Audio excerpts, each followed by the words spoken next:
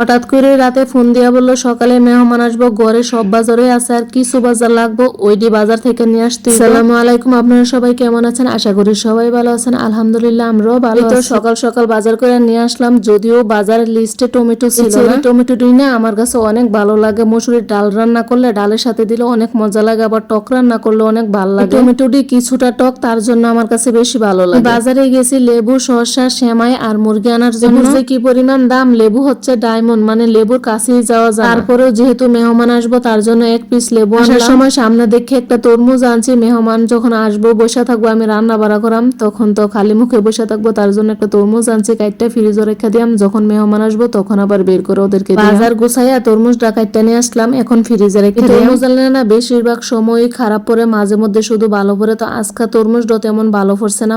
টমেটোটি পরিষ্কার করে ধুয়ে রাখতে আছি, পানিটা জড়লে ফ্রিজে রেখে দিলাম, আমার যখন দরকার লাগবো তখন আবার নামায় রান্না করা। একটু টক টক, এই কারণে আমার কাছে বেশি ভালো লাগে। এখানে 2 কেজি আছে, অনেক দিন যাইবো গা ফ্রিজে। প্রতি বছরে আমাদের এখানে প্রথম রোজার দিন গরু জবাই করে, আবার ঈদের আগের দিন গরু জবাই করে।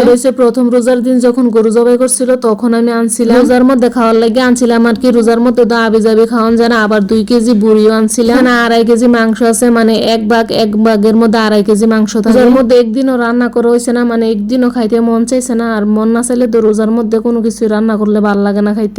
রোজাটি যে কিভাবে গেল, কিভাবে পার করলাম, মানে আমি বুঝতেই পারছি না কিভাবে রোজা শেষ হলো। 3 ভাগ করছি, 1 ভাগ রান্না করাম, পাতিলার যেটা আছে ওইটা রান্না করাম, আর 2 ভাগ ফ্রিজে রেখে দিই। সকালে বাজারে যাওয়ার আগে একদম কুঠা বাছা সবকিছু শেষ করে লাইছি, শুধু বাজারতে মুরগি রান্না কাইটটা ধুয়ে আনছি। গরুর মাংস, মুরগির মাংসর থেকে চিংড়ি মাছটাই বেশি ভালো লাগে, আর আমার বাচ্চারাও অনেক পছন্দ করে। তানবীর আব্বু আসার পরে অনেকগুলো চিংড়ি মাছ কিনে দিয়ে গেছিল, এখনো পর্যন্ত খাইতেছি। 2-3 দিন খাওয়ান যায়। আর চিংড়ি মাছ সব সময় রান্না করি না, মাঝে মধ্যে রান্না করি, যখন মেহমান আসে বা বাচ্চারা বলে তখন রান্না করি। গরুর মাংসের মধ্যে সব মশলা দিয়ে দিছি, এখন তেলটা দিয়ে হাতে মাখাই নিয়ে। বেশিরভাগ সব ধরনের মাংস কাঁচামলি দিয়ে রান্না করি, মানে হাতে মাখায় রান্না করি আর কি। এভাবে রান্না করতে আমার কাছে বেশি ভালো লাগে। মাঝে মধ্যে মশলা কষায় রান্না করি, কিন্তু খুবই কম মশলা কষায় রান্না করা হয়। যেভাবে রান্না করা হোক না কেন, রান্নাটা যদি ঠিকঠাক ভাবে হয় তাহলে কিন্তু খাইতেও সাধারণ লাগে। সময় তো মাছ মাংস অনেক ভালো লাগতো, কিন্তু এখন কি যে হয়েছে বুঝতে পারি না। মানে মাছ মাংস মুখিয়ে নিতে পারি, শাক ডোকা শুটকি ভালো লাগতো না, মাছ মাংস ভালো লাগতো, আর এখন মাছ মাংস ভালো লাগে না, শাক ডোকা শুটকি সব থেকে বেশি ভালো লাগে। আসলে বয়সের সাথে সাথে সবকিছুরই পরিবর্তন হয়। বাচ্চারিও পুরাই আমার মতন হয়েছে, মানে ওরা শাক সবজি একদমই খাইতে চান না।